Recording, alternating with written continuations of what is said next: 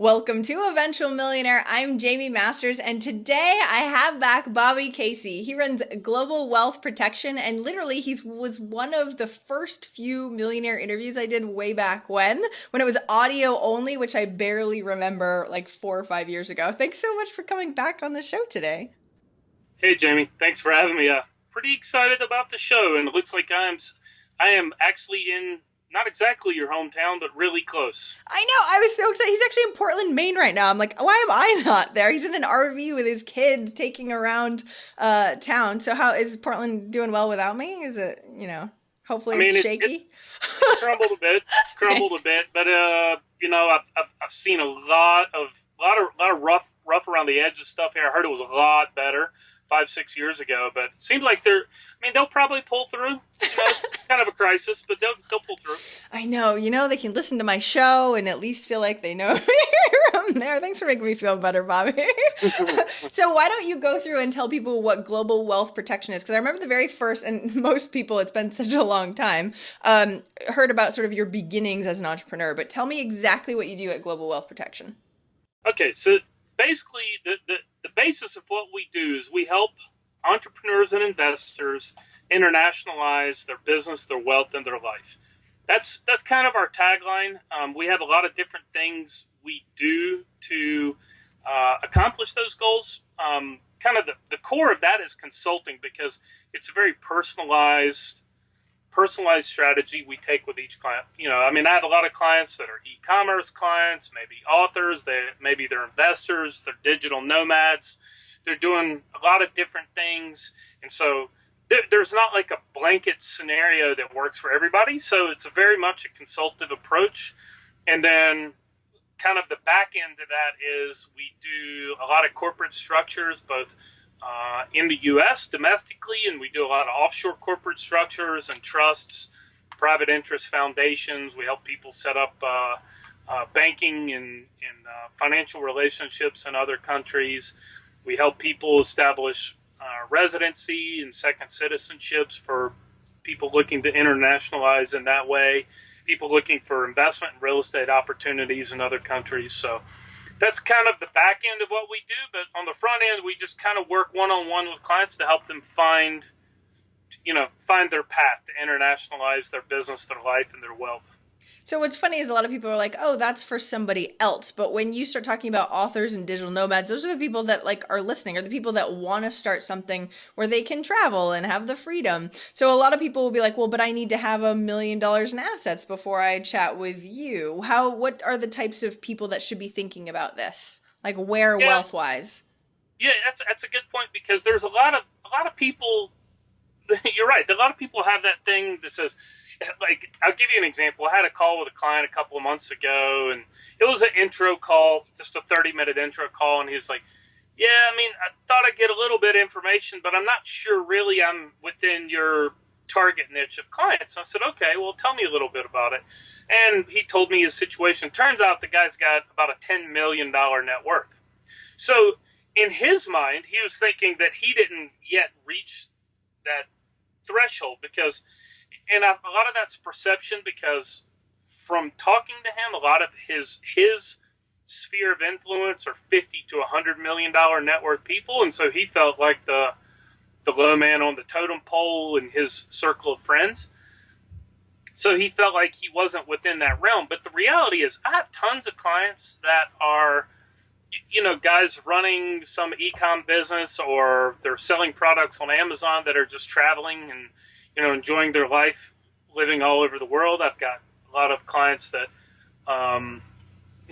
authors, they maybe they've sold some business, or they've sold some assets and they're living off of investment income, that sort of thing. But those are pretty common clients. As far as kind of a minimum level, it's tough to say. I would say if you're working at Home Depot making $11 an hour, you're probably, no offense, but you're probably not in the realm of needing, what we do. But if you're really making pretty decent money in your business and you're paying a bunch of taxes, well, let me give you one example. If you're a digital nomad and you are still operating, when I say digital nomad, assuming I'll just kind of describe it in case there's somebody listening that is not familiar with the term.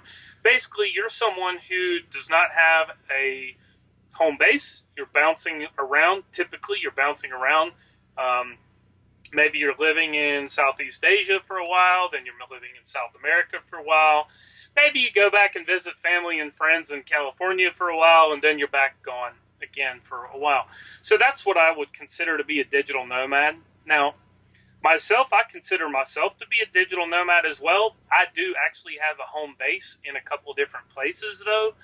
But I'm constantly traveling. Like when we talked before, Jamie, I'm living in an RV now for about a month. Kind of a summer vacation with my kids, and we're just kind of riding around and seeing the sights. But digital nomads are excellent targets because one thing most American, anyway, digital nomads I've seen, they tend to either run their business as a sole proprietor or they run it through maybe their home state LLC. Let's say they're from Texas, they have a Texas LLC. Here's the thing. You're paying at least $18,000 more in tax than you should be. I say exactly 18 because if you are self-employed or operating, through an LLC, you're paying 15.3% on your first $118,000 in income, which is approximately $18,000. If you were to properly structure your business and receive your income in a different way, you could basically eliminate your self-employment tax right off the bat. So if you're making $118,000, you don't have to be a multimillionaire to make $118,000 a year, but just taking a few additional steps to restructure your business, you could save $18,000 a year right off the top. So that's just one little thing, to think about, like minimum threshold. Another thing for digital nomads, I went over this with a buddy of mine recently who about a year ago I kind of pushed him for a while, and he finally took the leap to become a nomad. And literally, to have the quality of life of making $150,000 a year living in the U.S., if you live in some lower cost of living place, like some of your Central or South American countries or Southeast Asia, you could make $40,000 or $50,000 a year and actually have a higher quality of life because, number one, you get a tax credit or a free. You get $100,000 or approximately $150,000, depending on how you structure it, in tax-free income. Plus, the cost of living is significantly lower. So, those are just a couple of things I was thinking about. Yeah, that's why when I went to Medellin, Colombia earlier this year, all of my digital nomad, I literally knew 15 people that were staying in Colombia just because it made a lot of, cost of living and all that stuff. And I was telling you this before, I have two clients, and friend John Dumas that moved to Puerto Rico for the tax benefits. And so he's been talking about it forever but they have to live there for 6 months in one day, right? So he actually has to have that as a quote unquote home base. So that's not for digital nomads, I'm assuming, right? No, it's not. Puerto Rico and USVI is not a good option for nomads. Funny you mentioned that. And I'll only say this because we didn't do anything beyond that. But I did a consultation for John to talk about exactly this structure. I was on his show a while back, and then we did kind of an intro consultation. And the interesting thing is he is a perfect candidate, or people like him are a perfect candidate to do this type of thing, especially if they're digital nomads. But I don't know his lifestyle exactly how he lives. Puerto Rico might be perfect for him based on the way he wants to live. But if I were John and I wanted to be a nomad, Puerto Rico is not really a good option. Okay, so if you want to have a home base for a while and it's less expensive and stuff like that, it makes sense. But if you're open to traveling, there's way cheaper places and you could probably save a lot more taxes anyway, right? Well, it's easier. It's easier to do. Like you just said it, you have to live in Puerto Rico 183 days a year. You physically have to be on the island 183 days a year. So for a nomad, that doesn't really work. No nomad. I have home base, but my God, I can't. There's no way I could be in one place for 183 days in a year. That's just nuts.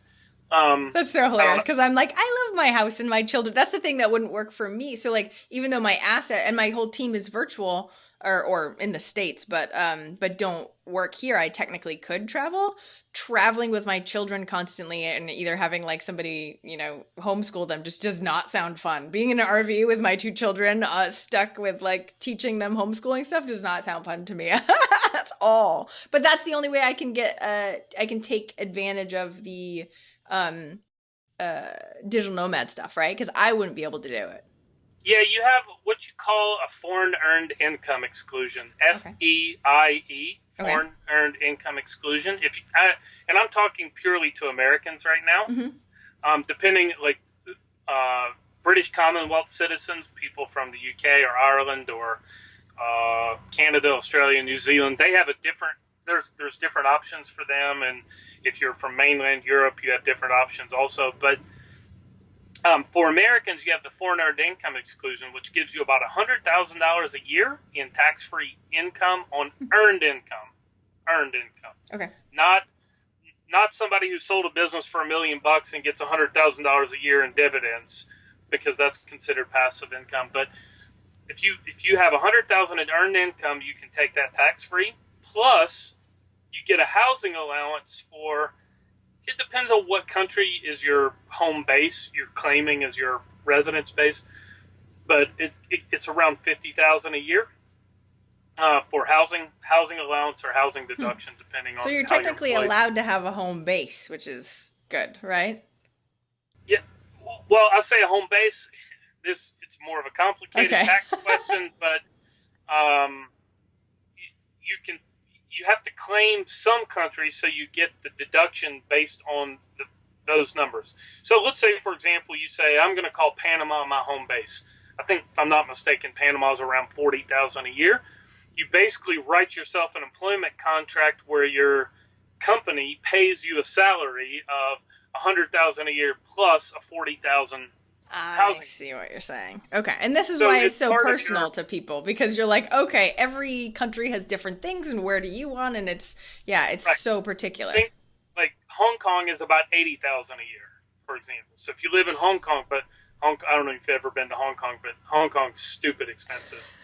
So Hong Kong and Singapore are both just dumb expensive. So you don't recommend that one? I mean, unless you're getting some big corporate exec bank job, I can't imagine anybody intentionally choosing to move to Hong Kong or Singapore. It's very personal. Tell me about that, because that's the thing, right? Like, you have a skill set, as everybody can tell. Like, you know way too much about this stuff, in a good way, of course. That's why people hire you. But where do you get your clients specifically? Like, I know you're coming on my podcast. You've been on John's. Like, where, because you've been doing this for a really long time. Is it just referral based? How do you normally get your clients? And especially the high quality clients that you're looking for that hopefully do have the assets that really make it worth it for you. Well, so we get our referrals are a lot of our clients. I have a few law firms that actually in the U.S. and in Europe that we work with that refer clients over to us. I have a big source of our clients is we actually have a membership group, gwpinsiders.com. That's my shameless plug. But we have a membership group where members pay like a membership fee to join. We have lots of different content about these topics: second passports, residency, tax planning for expats, investment opportunities, stuff like that. And then members get free consultations with me. So, like, as soon as I get off the show with you, I have a consultation with one of my members. And so I don't know what he wants to talk to me about, but we'll discuss something about his business. I'll make some recommendations on, whatever he's trying to accomplish. But a lot of our clients come from our membership group. Now, where does that come from? You got me. I am absolutely horrible at internet marketing. So, everybody says, you've got to really track, where your lead sources come from. Yeah, whatever. I don't care. They just show up, I love that. Oh, I've, not everyone's as I, lucky as you, Bobby. Darn. I've been doing this for a long time, and Hmm. so you know, I mean, if I never took another new client, it really wouldn't. I mean, I still have clients that are referrals, that are ongoing consulting and stuff like that. So, you know, I've just been doing this for a long time. So, I like your model a lot though, especially because when we were talking, you were saying like it is one to one, and I didn't think you could have a membership site because it feels like the people that are going through it are just like weeding through what could be possibilities for them. But it makes a lot of sense that you open up consulting. Do people take advantage of that though, like and just hop on the every phone with you too every much? week, every Really? week. So yeah, I mean, I'm sure. I think you use one of these scheduling software Hmm. things. Yeah, I just make time slots available for my members every week, and they can just click in once they're logged into the membership portal, they can click on there and pick a date on my calendar and schedule their own consultations. Huh. So, So why would they join the membership and then have the consultation instead of just doing a consultation with you and just getting the information that they need? I'm just curious. well, my consult it's $600 to join the membership program, Hmm. um, and then you pay I forget what it is, but there's an annual maintenance fee. Hmm. Um, Consultations are $200 for half hour. Okay. So they just like having you, knowing that you're there and having you just in case they need you, kind of a thing in general. And members always get priority on scheduling consultations, and we also give discounts to members, like if they want to register a company in Delaware or Wyoming or an offshore company or something like that, they get member discounts, you know, That's a really Panama interesting residency. model. Yeah. So a lot of, I mean, usually I hear a membership along with a consultancy side, but that makes a lot of sense because people are willing to just have you there just in case you need it instead of randomly like Well, we it's, have a lot of content in the membership yeah. portal too, like I've and a lot of it is third party Hmm. content. Hmm. Like, for example, I've got a lawyer friend of mine that helps people reclaim their Italian citizenship. Huh. So if you have Italian ancestry, we did a webinar that's in the membership portal that they can go through the process and learn how to reclaim their Italian citizenship. So I have a bunch of clients that have been through that and had their Italian passport in their hand in about a year. See, I have a friend that's going through that. Let's talk about the second passport thing too, because Sure. last I remember the last time we talked, and anybody that I've talked to sort of that is in this space, a lot of people don't even realize some of this stuff. But now with the election coming up, people are getting scared and all sorts of craziness. What's the benefit of having a second passport? Please, please, for the love of God, go political on me, Jamie. I know I'm Please, not. I'm not. This is the thing. please It's go gonna be a political on me. thing. No. I would I know love your to blow up stances. both the I know. candidates. It's You're like, awesome. let's go. Or I'd be happy to blow up on Bernie Sanders, the guy who couldn't be bothered to have a full time job till his 40s. But anyway, let's move on. I love how you threw that on there. That's great. Just a little. I got a good friend of mine who is a big Bernie Sanders supporter until he backed out and then endorsed Clinton and then realized that he really was just like all the others. So now every couple of days I'll post something on his Facebook wall about Bernie Sanders, like, Of course you see, would. John, just Oh little, yeah, I know. I would. You would drag me into deep waters if we have to go after that. So second passport, ready, go. yes, ma'am, yes, ma'am, yes, ma'am. All right, what's your question? Okay, so why even bother having a second passport? What's the benefit of it? Because it's a pain in the butt. So I've heard from a bunch of people, but like, why would we even bother doing it? Um, so I'll address the pain in the butt issue first. Okay.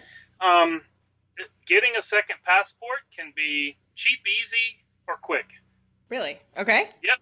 It's just not going to be all three of those, right? Okay. You only get to pick two, Okay. right? Good to know. So, for example, if you had ancestry, well, we'll use Italy, for example. If your grandparents or parents or great-grandparents were from Italy, you can reclaim your Italian citizenship. It's not that hard. Well, let me rephrase. It's pretty quick. It takes about a year, maybe 2 years, depending on whether you do it in Italy or go through the consulate. 1 to 2 years. So I consider that to be a pretty quick process. It's pretty cheap to do. There's no investment required, no big government contribution. It's like, I think 10 or 15 grand, I forget, something like that. So it's pretty cheap to do, but it's not easy because it requires sifting through a lot of information and getting, like, I mean, it's crazy. Like, you may need to prove that your grandparents were from this small village in Italy by going through church records or military records. Now, I have a contact who actually does all of that for you on the ground. So, I mean, in Italy, for example, not everywhere, just the Italian example. But that's a hard piece. So it's relatively cheap, relatively quick, but not so easy. You know, you can reclaim if you're German. They just changed the law about a year and a half or so ago. They used to not allow dual citizenship. Now they do. You can reclaim most of your European countries. You can reclaim it if you have Irish. Anything in Ireland or no? Absolutely. Oh, but good. But what? How far back? Like great grandparents. Too far, huh? Great grandparents, maybe. Okay. Email me after.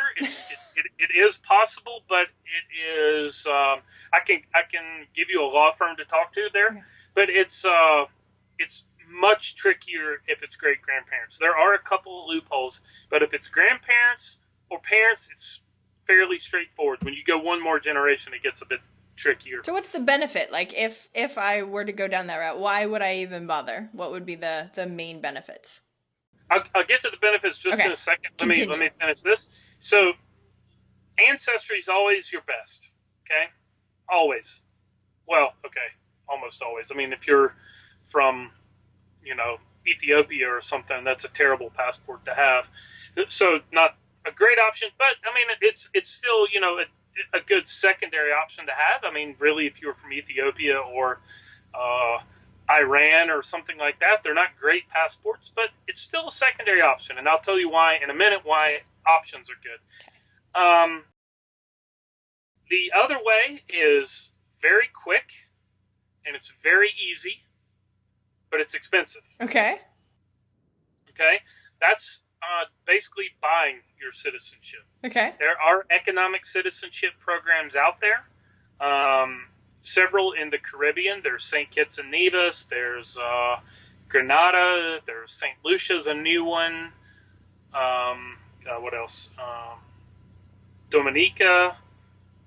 I think I'm missing one more in the Caribbean.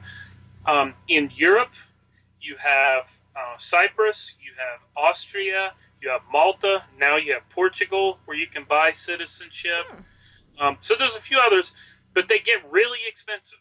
What's really expensive? Well, the lowest of the low end would be Dominica, which I think now for an individual is about $150,000. That is the bottom end. Up from that, you've got like St. Kitts, or all the other Caribbean ones are $250,000 government contribution. St. Kitts gives you a second option where you can buy a government-approved real estate project like a condo for $400,000. So I think that's, if you have the money, and it's not finance. It has to be your $400,000. You're not getting a mortgage for that. Yeah, but that makes sense because then you at least have an asset instead of just randomly giving a contribution. We're like, oh, there goes that money. That's my opinion as well. But I mean, I've been to St. Kitts. I've looked at their available projects. You're not getting a $400,000 condo for $400,000. You're getting about a $200,000 condo and a passport for $400,000. Yay! Okay, so just spend $250 and you'll be fine. Okay, I get it. So I have a few clients that just spent the $250 because they said, "Forget it. I don't want to deal with the property and stuff." And then on the high end, you've got like Malta. Malta's about €1 million, and there's a lot of other things you have to do there, like starting a business and owning property and blah, blah, blah. Austria has a weird program. It's a minimum of a €2 million cultural contribution. You have to make the contribution first, and then they approve or disapprove you. Or disapprove you.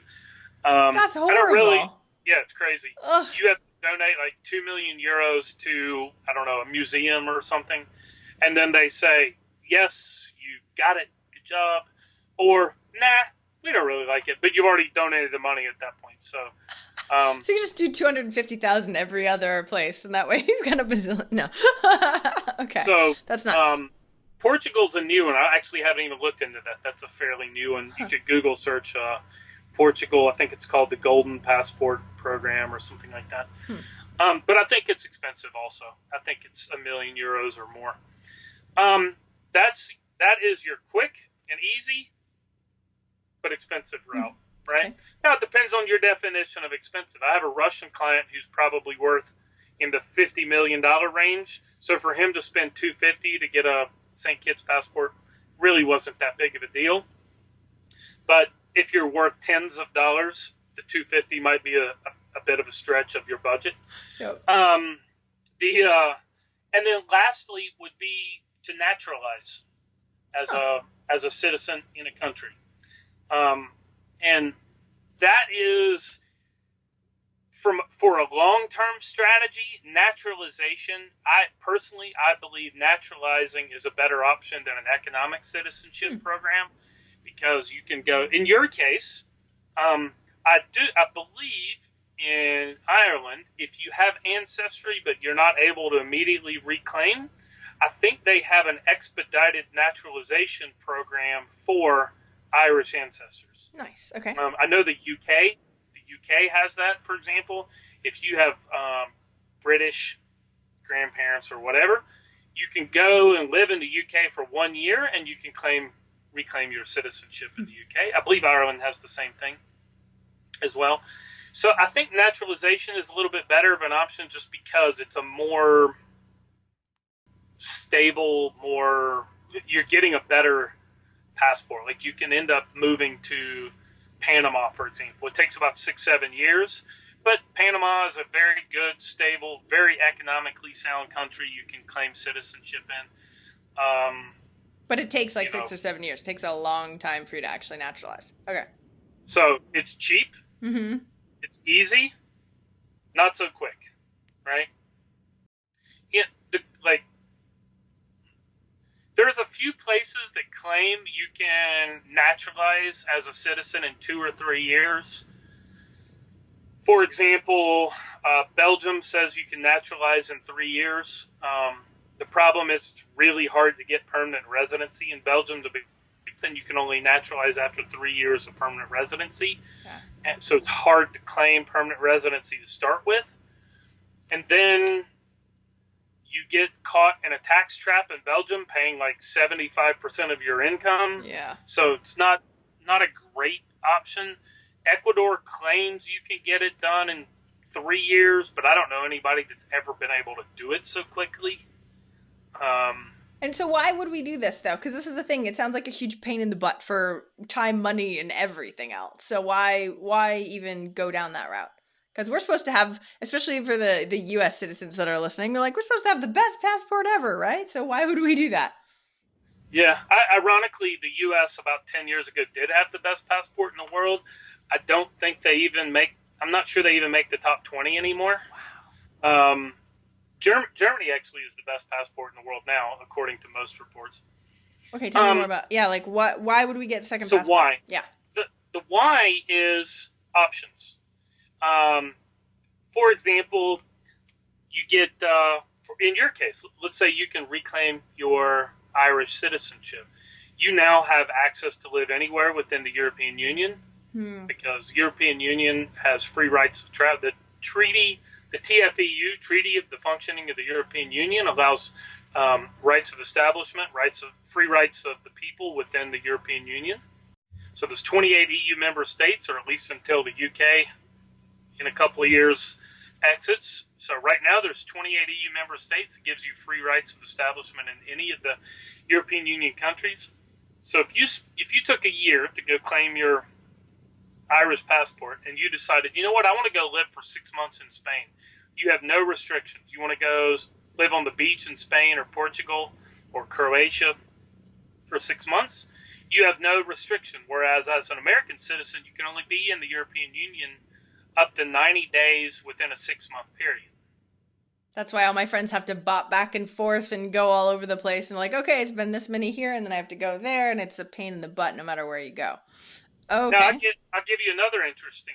If you were, let's say, American citizen and let's say dual, let's say you somehow got a South African passport. Mm-hmm.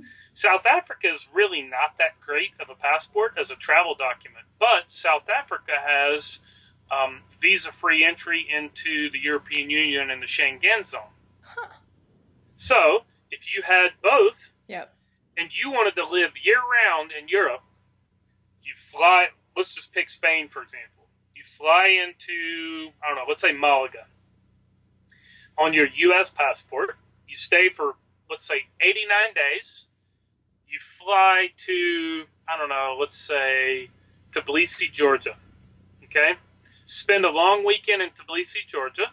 Fly back into Malaga on your South African passport. Stay for 89 days. Go out for a week to Istanbul, Turkey, or Marrakesh, Morocco or something. Spend another long weekend, come back in, and you just flip passports every 90 days. How does this work with your kids? Like, if you could get a second passport in Ireland and I have 2 kids, I'd have to buy passports, we'd have to figure out that whole process for them too? If you were to reclaim your Irish passport, they would automatically be eligible. Oh, that would be awesome for long-term stuff. Okay. Even though it's a pain in the butt for me, they would like it later. Okay. That makes sense. It's really not as hard as you would think to go through the process. Like, let's say, you mentioned Medellin. You really like Medellin, right? Mm-hmm. I think it's amazing. It's one of my favorite cities in the world. I absolutely freaking love it, and I intend to spend this winter in Medellin. Yeah, I'll introduce you to all my friends if you don't know them already. My God, I don't know where you stayed in Medellin, but I stayed, in Poblado, where most of the expats stay.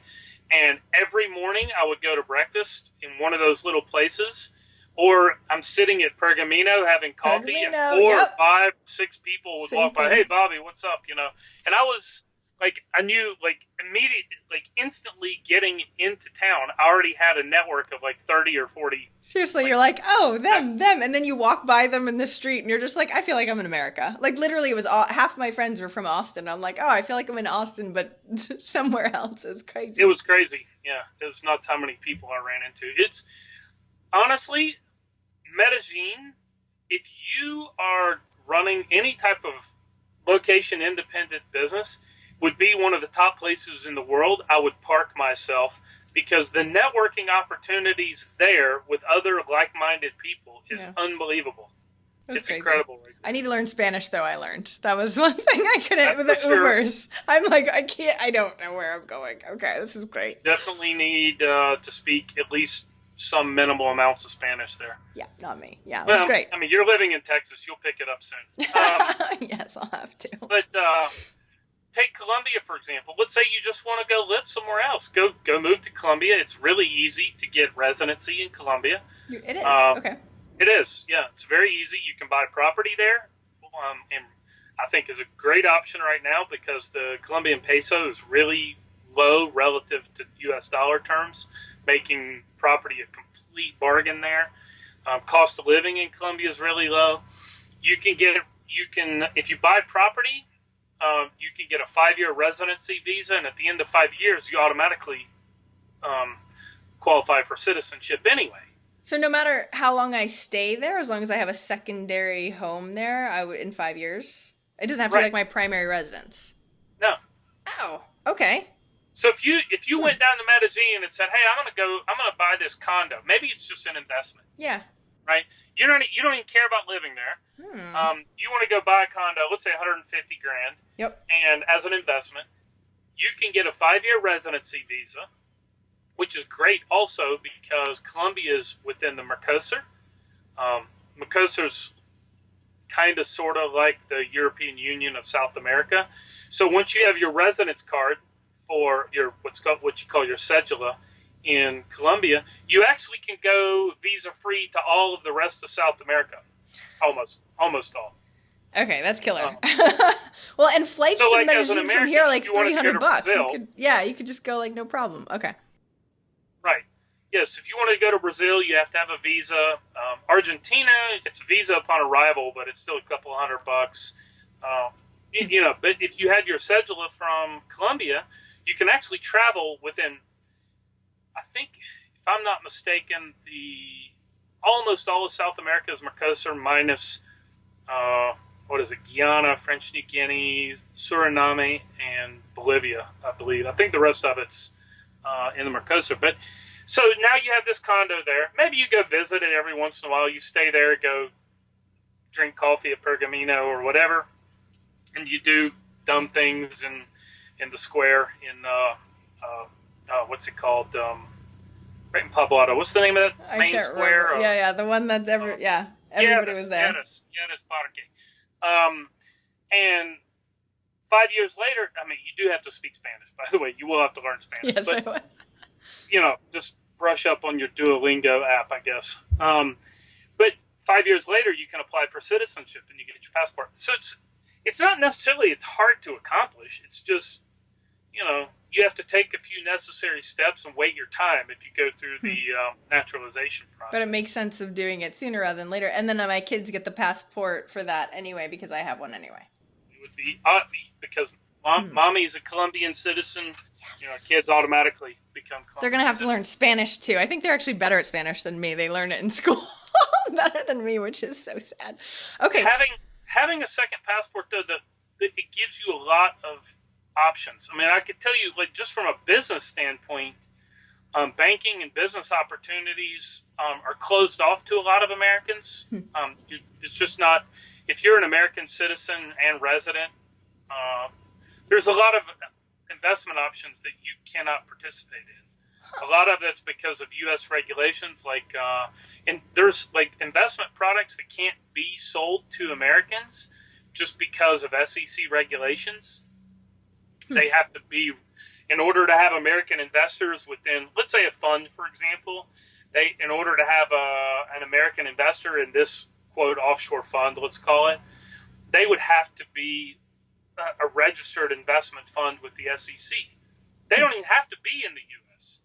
So there's lots of different private funds that are off limits to Americans. There's a lot of banks that won't do business with you because you're an American. Travel opportunity, like Colombia now has visa-free travel into the Schengen zone too. The example I gave you with the South African and a U.S. passport, you could do the exact same thing living in Europe. You just alternate between your Colombian and your American passport. Okay. Good. All right. So now I'm like, I'll just buy property. I love Medellin. So I'll buy property in Colombia. I'll rent it to my friends that are all down there anyway. So then I'll get my cash flow from that. Okay. Perfect. Done. Sold. I now have this was a consultation for Jamie. Thanks so much, Robbie. I know we have to start wrapping up, but I really appreciate it because I remember the very first time we talked, it was really intriguing, but I was also like literally just got online like a year or two before. You hadn't even written your book yet. No, I know. I was literally like maybe 20 interviews in. I don't even think you have like the framework of your book. Nope. I had literally 20. You were like the first 20 interviews. Now we have 300 and something. It's insane what happens. If I had only listened to you then and invested in Colombia, I would have already been a citizen. Awesome. I mean, people joke about that, like, I'll take care of that later. But the thing is, if you reflect back, you're like, God, if I would have done this 5 years ago, I would have already had my second passport. Nah, I'll do it next week. The thing is, it's always next week, but, it's really not as much work as you think.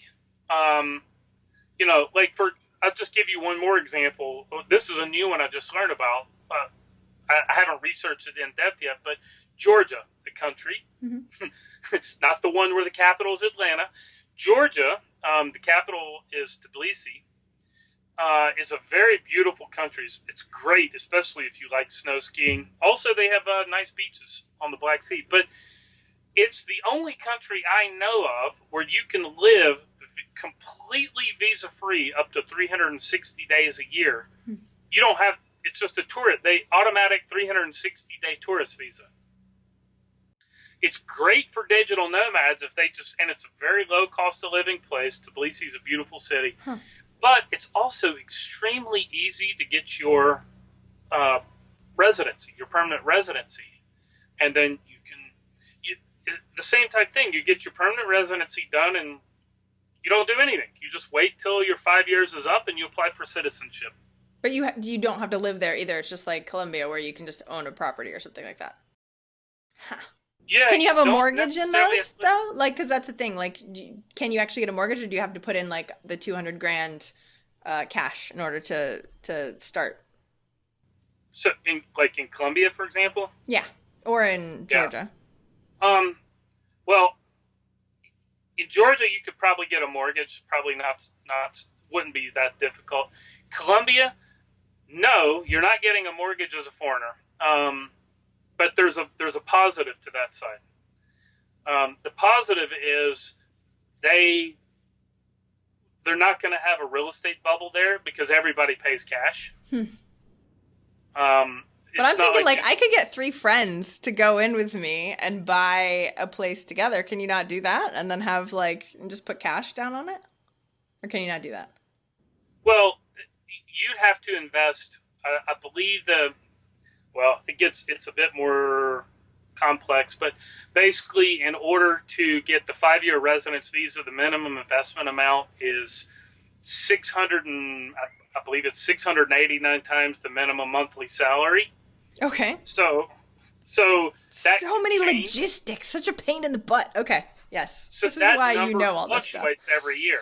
That Okay. number moves every year, but right now, based on the minimum monthly salary in Colombia and the exchange rate, it's approximately $150,000 right now. Okay, that makes sense. Okay. I'm trying to game the system here. I'm like, oh, if I could just do this, then this, then yeah. All right. I'm with you. You have to put in your 150 for you. Now, if you wanted, let's say you had 2 other friends that say, hey, I'll give you a handshake private mortgage for 100 grand. I don't care about residency in Colombia. Yeah. And you have a handshake agreement. The bank has no idea where your funds actually came from. Okay, there's the. You can do the private. You can do the private mortgage with your friend who's willing to, and then the handshake agreement is, hey, I'll use it this part of the year. You use it this part. Yep. Whoever has the keys is whoever has the keys, right? Yeah. So. Okay, I like this. Now I have so many things for sure. So that way I could get the. Yep. Okay, this is awesome. I really appreciate it. I know we have to start wrapping up. So the last question, and I don't know that I even gave you a heads up on this. I remember many years ago I asked you this, but it's the last question I asked is the exact same for everyone, and it's what's one action listeners can take this week to help move them forward towards their goal of $1 million? You absolutely did not give me a heads up. I know I didn't. So you can look like a deer in headlights. We were too busy chatting. We haven't talked in forever. I know. So, what is the one thing you can take action on this week? Yes. That is a tough one. I mean, a lot. Hence the reason why I normally give a heads up to people. Yeah. You're that's welcome. A good one. One thing, like a couple of things. I don't know. You said one thing. Sorry. And I am maybe not the best person to say this, but I like to have certain routines in my life. Mm-hmm. Now, I say I'm not the best person to do this because I could literally be in any city or any country on any given week. So it's extremely tough to have routines. But certain routines I like to have is keeping a list of my top to-do things. Because you have to stay focused on the things that are actually productive and not just busy, right? Like, hey, maybe I'll go check my, my Google Analytics to see how many clicks I got on my page today. Or, hey, I just ran an ad campaign. Let's see what my click-through rate is or my conversion rate was. Well, that actually, once you have pressed send on that ad campaign or that email campaign, you can't do anything about it. There's no point in every 7 minutes looking and seeing your result. So the thing is, you need to keep a list of your short to-do list on exactly the things you need to do that are productive and that are going to move you forward. And if you're not already keeping a list, today is absolutely the day to write down exactly what you need to do this week to get it done. And draw a line through them. You finish one, draw a line through them. You finish one, draw a line through them. We all waste time on Facebook. We all waste time doing ridiculously stupid stuff. And we're friends on Facebook. You see my insane amount of ridiculous posts on Facebook, right? Yes. I use, I won't even say exactly why, but I use Facebook for a very specific reason. And part of it is to, let's say, agitate a little bit, right? You're very good at it, Bobby. I see your comments. If you want to follow me on Facebook, then I will, at one point over the course of 30 days, I will piss you off. There's absolutely no way around it. Seriously, reading some of your comments is awesome and hilarious. But yes, I get a death threat at least once a month, so I do love that. I mean, I figure if you don't get a death threat every couple of months, you're really not trying hard enough in your business. Man, I got to adopt that. Yeah, totally. I can totally see that. But you really have to focus on the actionable things that are productive, not the I'm a little tired. Let me get on Facebook for a few minutes. We all do it. I do it. Everybody does it. But if you have 19 things that are on your to-do list that must be done this week, and you're spending an hour on Facebook, you really just need to slap yourself in the face, right? Do you know my friend Manish, who I just had on the show? Like, he actually hired someone to slap him in the face every time he went on Facebook, which is hilarious because now he has a whole company around it, which, what we make money on is ridiculous. But tell me where we can find you online and how, especially, I mean, it was so much information, so they're not going to be able to suss out everything for them. So how can they get in touch with you, especially if they want to talk about second passports and all that stuff? So our main website is globalwealthprotection.com. We have a free newsletter that comes out a couple times a week. We publish quite a bit of content. You can subscribe on the top right hand part of our page to get our free newsletter. A little bit of disclaimer: we're going to try to sell you stuff. Deal with it, okay? I don't want to hear any BS complaints that, oh my God, I got a sales copy email from you. Oh my God, you tried to sell me stuff. Guess what? We're in business. Tough. Okay, we're going to sell you stuff. You don't want to buy it? Don't buy it. Delete the email. But we send out a lot of content also. If you want to join our membership program and get free consultations and all that stuff, it's gwpinsiders.com. And we have a contact page on globalwealthprotection.com. So that's the best way to reach out to me. I love telling people that, by the way, when we have our free newsletter, because, I don't know, you ever have your free content that you publish, and then you send a couple of pieces of sales copy, and people are like, oh, I can't stand this. All it is spam. You're spamming me. Basically, I just want to tell people, kiss my ass. I sell stuff. Deal with it. Right? Which I love. I love your attitude. You're like, whatever. I mean, that's the funny thing. Everybody in business has to sell something. Who knew? In order to actually be in freaking business, it's the way it is. It blows me away, the people that complain about getting a sales copy email. Really? Seriously, how do you think I publish this stuff every day? I mean, come on. For free. Enjoy my home state as much as you can. Say hi to it and, pet all the people. It's okay. Jamie will be coming back for Christmas. Totally understand. I know you hate lobster, but I'm sorry. I'm going for lobster dinner tonight. Eat as much as you can. And yes, I'm not jealous in any way. So eat all of it. Eat Maine out of lobster. Totally fine with that. Thank you so much for coming on the show today, Bobby. Yep. Really, really appreciate it. Cool. Had a good time. Thanks.